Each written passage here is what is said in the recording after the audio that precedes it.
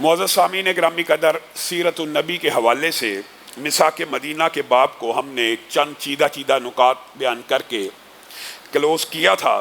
نبی کریم صلی اللہ علیہ وسلم نے مسجد النبوی میں اصحاب صفہ کا چبوترا بنایا، مساک مدینہ کیا۔ مسجد النبوی کی تعمیر کے بعد جو سب سے اہم کام نبی کریم صلی اللہ علیہ وسلم نے اسلامی ریاست میں کیا وہ کیا تھا؟ نبی کریم صلی اللہ علیہ وسلم نے جائزہ لیا کہ جب مسلمان بازاروں میں جاتے ہیں تو معیشت کے اوپر یہودیوں کا کنٹرول ہے، معیشت ساری کی ساری ان کے کنٹرول میں ہے، مسلمان مظلوم اور پسا ہوا طبقہ بن جاتا ہے، یہودی سود کے اوپر لین دین کرتے ہیں، یہودی اپنے جو ان کا حساب ہے اس کے مطابق مسلمانوں سے لین دین تجارت کرتے ہیں، مسلمان مجبور ہیں، معیشت ان کے ہاتھ میں ہے۔ تو رسول اللہ صلی اللہ علیہ وسلم نے اسلامی ریاست کی جو آپ کے سامنے خد و خال بیان کر رہا ہوں ان میں سے ایک نہایت اہم خد و خال وہ یہ ہے کہ نبی کریم صلی اللہ علیہ وسلم نے مسجد النبوی کی مغرب کی جانب کیا کیا؟ کہا مسلمان اپنا ایک الگ بازار قائم کریں گے۔ یہ جو رسول اللہ صلی اللہ علیہ وسلم کی سیرت میں باب آتے ہیں نا، ان کی اگر تشریحات اور تفسیر پڑھی جائے تو اسلامی ریاستیں خود بہت ترقی کر جائیں۔ یہ روٹی کپڑا اور مکان بھی شریعت محمدیہ کے ذریعے ہر مسلمان کو مل سکتا ہے۔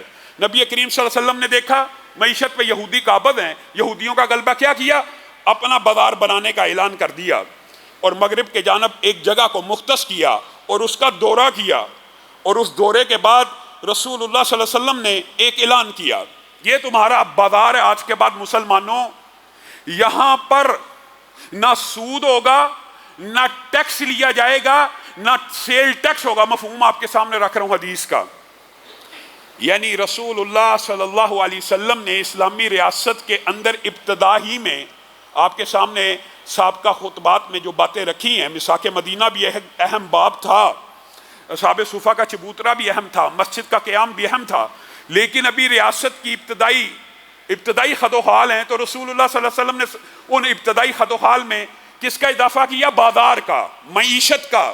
اور رسول اللہ صلی اللہ علیہ وسلم نے معیشت کا جو رہنما اصول یہاں پہ بتلایا وہ کیا ہے؟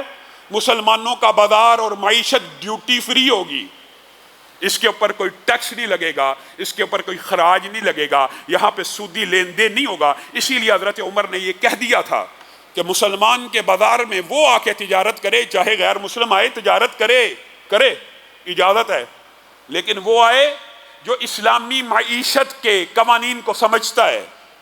رسول اللہ صلی اللہ علیہ وسلم نے وہ کون سے خد و خال اسلامی معیشت کے اسلام میں بیان کیے؟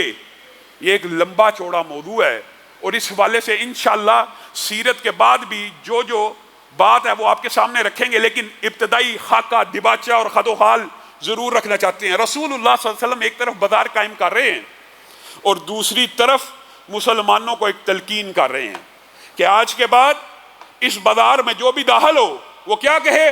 لا الہ الا اللہ وحدہ لا شریک لہ لہ الملک ولہ الحمد یحیی و یمیت وہو حی لا یموت بیدہ الخیر وہو علی کل شیء قدیر۔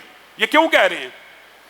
ایک طرف بازار قائم کر رہے ہیں، اور آپ کو پتا ہے بازار دنیا کے اندر سب سے بدترین جگہ ہیں، کیونکہ یہ مادیت کی جگہ ہوتی ہیں۔ انسان ان مادیتوں میں، آپ نے اگر رسول اللہ صلی اللہ علیہ وسلم کی حدیث کو سمجھنا ہو تو آپ کسی بڑے سٹور پہ چلے جائیے، میٹرو پہ چلے جائیے، یہ جو بنا ہوا ہے امپوریم مال پہ چلے جائیے، اسی طرح کے مختلف مالز آپ کو شہر میں ملیں گے۔ رسول اللہ صلی اللہ علیہ وسلم 1400 سال قبل بازار کو بدترین جگہ کیوں کہہ رہے ہیں؟ کیونکہ یہ مادہ پرستی کی جگہ ہوتی ہیں، اجازت ہے، مباح ہیں، ظاہر تجارت تو ہونی ہے، لین دین تو ہونا ہے، لیکن رسول اللہ صلی اللہ علیہ وسلم ان کو بدترین اس لیے کہہ رہے ہیں کہ یہ جو لگژریز ہوتی ہیں، انسان مادیت میں مگن ہو جاتا ہے، اس مادیت کے پیچھے بھاگتے بھاگتے ایک وادی سونے کی ہو تو خواہش کرتا ہے دوسری بھی ہو۔ کیوں؟ یہ بازار انسان کو اٹریکٹ کرتے ہیں، وہاں پہ فلاں چیز پڑی ہے، وہاں پہ فلاں آئٹم پڑی ہے، وہ فلاں کے گھر میں موجود ہے، میرے گھر بھی ہونی چاہیے، مسابقت شروع ہو جاتی ہے۔ یہ بازار انسان کو اس طرف ضرور لے کے جاتے ہیں، اسی لیے ابتدا کیا کی کہ جو بھی داخل ہو یہ پڑھ کے داخل ہو۔ میں آپ کو آج یہ بات بھی کہنا چاہتا ہوں، کئی باتیں کچھ ثقیل ہوتی ہیں لیکن ہو سکتا ہے اس سے کسی کو ہدایت مل جائے۔ جتنی بھی عبادات ہیں، جتنی بھی عبادات ہیں، ذکر الہی سے لے کر نماز سے روزہ زکوٰۃ، جتنی بھی عبادات ہیں ان کی ابتدا اول کہاں سے ہوتی ہے؟ عادت سے، عادت بنانی پڑتی ہے، پھر آہستہ آہستہ وہ عادت عبادت بن جاتی ہے۔ اور اس کا مقصد کیا ہوتا ہے؟ ہر عبادت کا کیا مقصد ہے؟ کیا آپ کے خیال میں اللہ رب العزت کو آپ کے سجدوں کی ضرورت ہے؟ کیا اللہ رب العزت کو آپ کو بھوکا پیٹ رکھنے کے، روزے رکھنے کی ضرورت ہے؟ یہ آپ کے اپنے لیے ہے۔ کس لیے؟ عبادت کا، ہر عبادت کا ایک ہی مقصد ہوتا ہے کہ اس کو بجا لانے کے بعد اللہ دل میں خوف خدا پیدا کر دے، اللہ دل میں تقوی پیدا کر دے۔ ہر عبادت اول عادت ہوتی ہے، اور یہ عادت انسان کو خوف خدا کی طرف لے جاتی ہے۔ آپ نے اگر دیکھنا ہو کہ آپ کی نماز قبول ہو رہی ہے، آپ کا ذکر اذکار قبول ہو رہا ہے یا نہیں ہو رہا، تو اس کا بڑا آسان کلیہ محدثین نے یہی بیان کیا ہے، اگر تو وہ عبادت دن بدن آپ کے اخلاق اور آپ کے معاملات، میرے بھائیو یہ بات بڑی اہم ہے جو آج کرنا چاہتا ہوں، عبادت کرنے والے بڑے بڑے ولی اللہ بھی دیکھے ہیں، اور بڑے بڑے نیک لوگ ہمارے معاشرے میں ہم نے دیکھے ہیں الحمدللہ۔